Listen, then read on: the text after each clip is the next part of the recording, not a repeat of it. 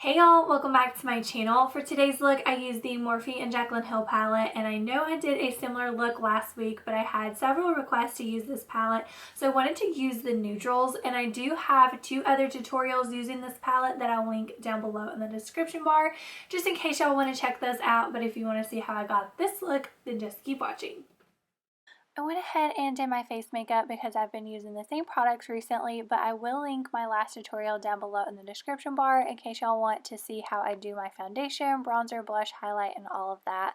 But here I'm just starting off with my transition color, and I did throw away the little clear plastic that has all of the names of the eyeshadows, so I'm just going to show y'all pictures of which eyeshadow I'm using. So I'm just placing this right above my crease, blending it up, and once I get it the depth I want, I'm going to take a clean fluffy brush and just make sure everything is nice and blended. Next, I'm going to apply this color to my crease, and this is also the shade I'm going to use on my lower lash line.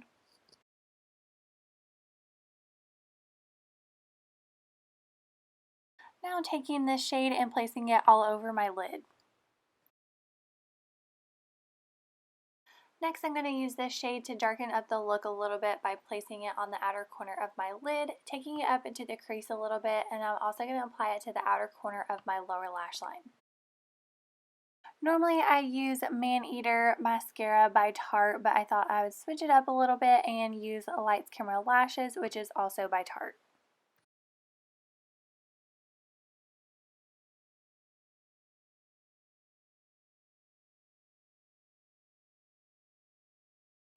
And to finish off the look, I'm using a MAC lipstick in the shade Velvet Teddy.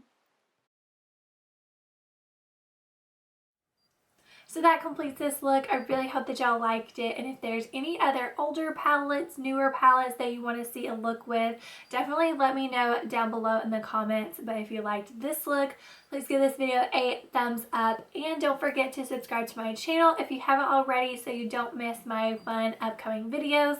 But I don't have anything else to say except thank you for watching, and until next time, bye y'all.